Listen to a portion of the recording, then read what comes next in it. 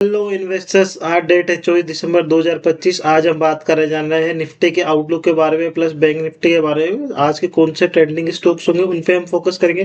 साथ में हम देखेंगे आज के कौन कौन से सेक्टर्स होंगे जो हमें फोकस पर करें। तो आइए हम चलते हैं निफ्टी के चार्ट्स के ऊपर। निफ्टी का चार्ट हम बात कर रहे थे निफ्टी पे कि इस एरिया से निफ्टी में वेव स्टार्ट हुई थी, फास्ट ब्रेकआउट होता फोर्थ वेव का, फिफ्थ वेव का, और A B C D E F, यहाँ F बना और ये G करता पूरा डायमेट्रिक शेड में गया। और हम बात कर रहे थे कि आज हो सकता है आज या कल एक दो दिन कंसोलिडेशन में रहे निफ्टी। तो यहाँ से कंसोलिडेशन में ए वेव में नीचे आया, बी में अब गया, सी में यहाँ नीचे आया। तो ये एबीसी करता है, वेव बना रहा है, फ्लैट वेव।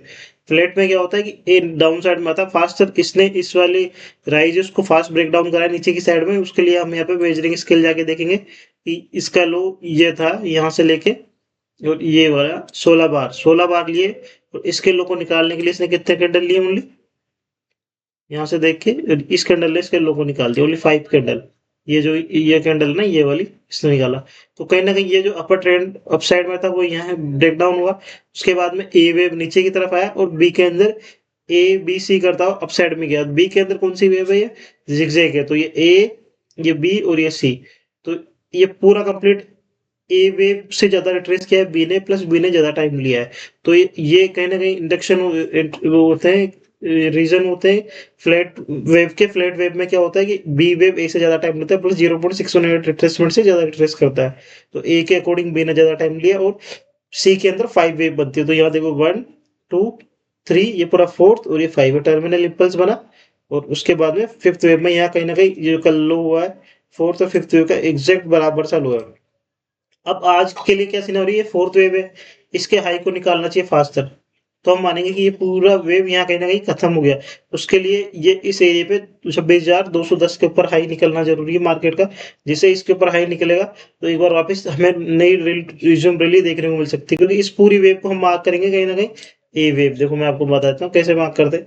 यहाँ से स्टार्ट हो मानो इस एरिया से, तो यहाँ पे डायमेट्रिक में ए वेव है, ये फ्लैट में बी बना है यहाँ पे। अब हो सकता है रिज्यूम सी वेव हो और सी अपर ट्रेंड में हो, तो उसके लिए हमें ध्यान रखना है पूरा एबीसी का। लेकिन अगर इस वाले एरिया के जो कल के लो है फोर्थ और फिफ्थ वेव के 26,150 के नीचे आता है, तो कहीं ना कहीं एक बार और कंसोलिडेशन देखने को मिल सकती है।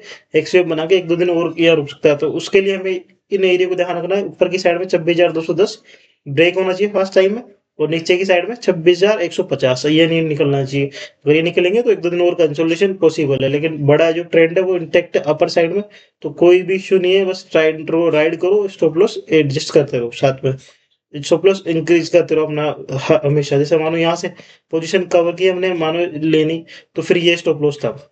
High rise high low formation में चल रहा है अभी तक। यहाँ बाएंगे तो उसके नीचे अगला स्टॉप लॉस हमने बात की थी उस दिन, ये यहाँ पर भी रेक्टेंगल लगा हुआ है। ये गैप अप हुआ, फिर हमने कल भी बात की थी कि इसका स्टॉप लॉस नहीं निकलना चाहिए, कल भी नहीं निकला। इस वाले का लो 26,110 के आसपास ये जो एरिया है।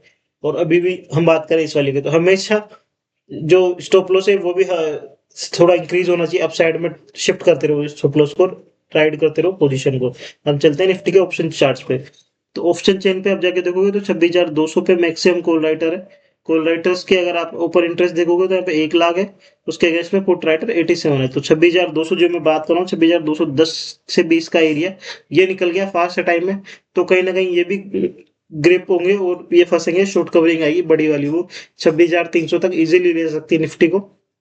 क्योंकि वहाँ 81,000 को राइटर है और यहाँ राइटर ओनली 28,000 है। तो 26,300 पे हमें नेक्स्ट हडल देखने को मिलेगा। तो इसको ध्यान रखना। और बेस्ट सपोर्ट कहाँ है अभी? 26,100 पे। यहाँ पे 67,000 राइटर से उसके अगेंस्ट में 40,000 है। तो वो जो हमारा एरिया है कल का 26,110, सबसे पहले 26,150 वो निकलता है, तो फिर 110 जो सपोर्ट एरिया। फर्स्ट सपोर्ट हमारा 26,150, दूसरा सपोर्ट हमारा 26,110 के आसपास। तो उनको ध्यान में रखना हमको ना। तो ये हमारी निफ्टी पे स्ट्रेटेजी होगी। अब चलते हैं बैंक निफ्टी के ऊपर।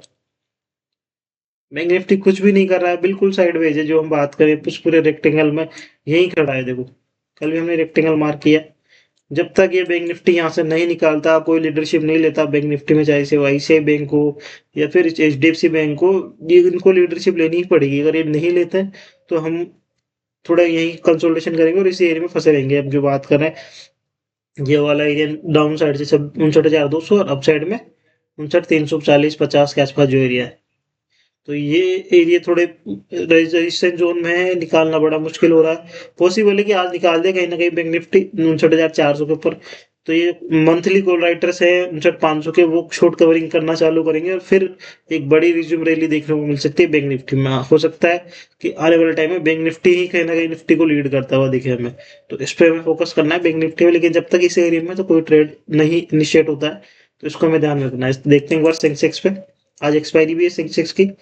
सेंसेक्स और निफ्टी के चार्ट सेम ही होते हैं, इसमें भी A B C D E F और ये जी गया, उसके बाद में ए बी और सी। तो इसमें भी वही एरिया है ये वाले। सेंसेक्स में आज की एक्सपायरी भी है, तो इसको ध्यान में रखना। ये जो इसका एरिया है जब तक ये इंटेक्ट है 85,470 के आसपास, तो ये सही है। अगर ये नीचे ब्रेक करता है तो फिर एक बार ये वाला एरिया, इस वाले एरिया पे यहाँ पॉसिबल है, इस एरिया पे आ जाएगा ये, अगर ये ब्रेक होते हैं ये वाले एरिया, क्योंकि यही ही मेन सपोर्ट के एरिया। फिर उसके बाद में 85,350 के आसपास, और ऊपर जाने के लिए इसको ये वाला एरिया 85,620 के ऊपर निकालना जरूरी है। फास्टर फास्टर निकालेगा तो कहीं ना कहीं ये ट्रेंड इंटेक्ट रहेगा, पूरा ए और ये बी यहाँ कंप्लीट होगा फ्लैट में। उसके बाद सी वेव अप साइड में देखने को मिल सकता है और अच्छी रिज्यूम रैली देखने को मिल सकती है आने वाले टाइम में। अब हम चलते हैं आज के स्टॉक ऑफ द डे पे। तो फर्स्ट हम लेते हैं डीसीबी बैंक। डीसीबी बैंक में देखो क्या हो रहा है, कुछ अच्छा सा ट्रिगर दिख रहा है मुझे। ये यहाँ से इसमें रिज्यूम रिलीज स्टार्ट हुई इस एरिया से हम बात करें तो, ये कहीं ना कहीं ए वेव बना रहा था अप साइड में, ये बी है, उसके बाद में सी वेव में अप साइड में जा रहा है। सी में देखो क्या है, ये 1 2, ये पूरी थर्ड 3 वेव है इस एरिया पे, यहाँ 3 खत्म हुई है, ये फोर्थ वेव थी, और फिफ्थ यहाँ कम, फिफ्थ के अंदर 5 वेव देखो 1 2 3 4 5। अब ये पूरा ए में नीचे आया और बी में पॉसिबल है ऊपर जाएगा, और यहाँ कंसोलिडेशन होने के बाद में इस एरिया पे इसने इस एरिया को ब्रेक किया है कहीं ना कहीं। ये वाला जो एरिया मार्क कर रहा हूँ, इस एरिया को ब्रेक करके अप साइड में निकल रहा है, तो इसको पॉसिबली हमें ध्यान में रखना है डीसीबी बैंक को। हो सकता है आज अच्छे बड़े मूव कैचअप देखने को मिल जाए। दूसरा हमारा रहेगा आरवीएनएल। रेलवेज में कुछ ना कुछ हो रहा है, तो उसके लिए आरवीएनएल को फोकस में रखना है, और ये काफी टाइम से कंसोलिडेशन के बाद में अब जाके कहीं ना कहीं फाइनली निकालने की कोशिश कर रहा है।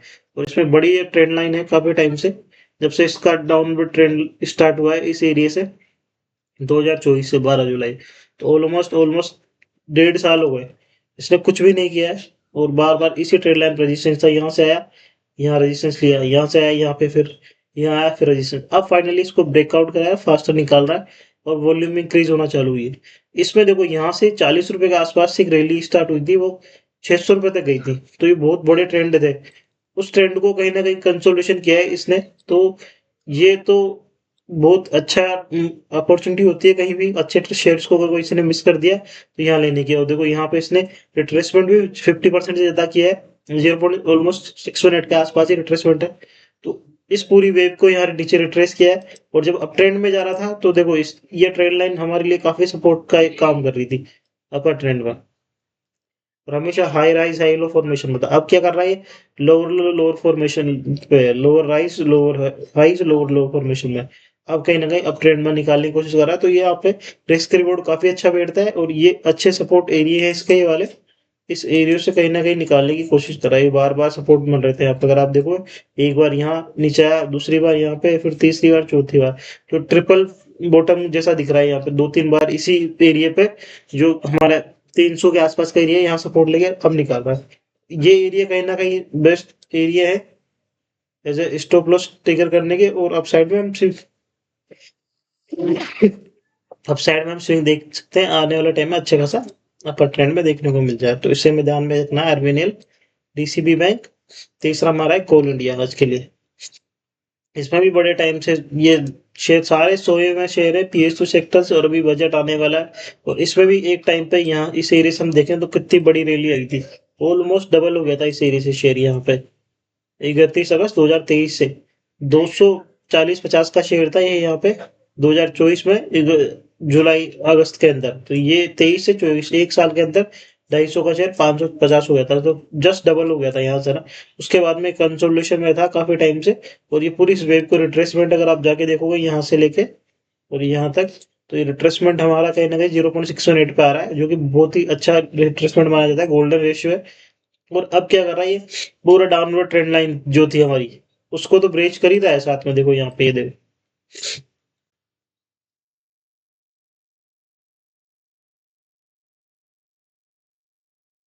ये जो ट्रेंड लाइन है इसको ब्रेक कर रहा है अप साइड में, और कल की कैंडल काफी अच्छी कैंडल है, वो हो सकता है इसमें आने वाले टाइम में अच्छे ट्रेंड देखने को मिले, तो इसको हमें फोकस में रखना। और एक एरिया में आके ग्रिप करने लग गया, और ये कहीं ना कहीं ट्राइंगल सा शेड दे रहा है। देखो ये ए वेव है, ये पूरी बी सी या डी और ई वेव, तो इस तरह से ट्राइंगल दे रहा है। यहाँ पे ए बी सी करता हुआ नीचे है एक्स वेव, उसके बाद ए बी सी डी ई, तो इसको सिमेट्रिकल ट्राइंगल पैटर्न है, और अप साइड में निकाल रहा है। अच्छी रिट्रेसमेंट है, कल की कैंडल भी अच्छी है, तो इसे ध्यान में रखना है। रेलवे स्टॉक सी ले रहे हैं इरकॉन। कल हमने बात की जुपिटर वेगन, वो काफी अच्छा ट्रेंड में था, दिन में 12 से 15% का रिटर्न मिला हमको।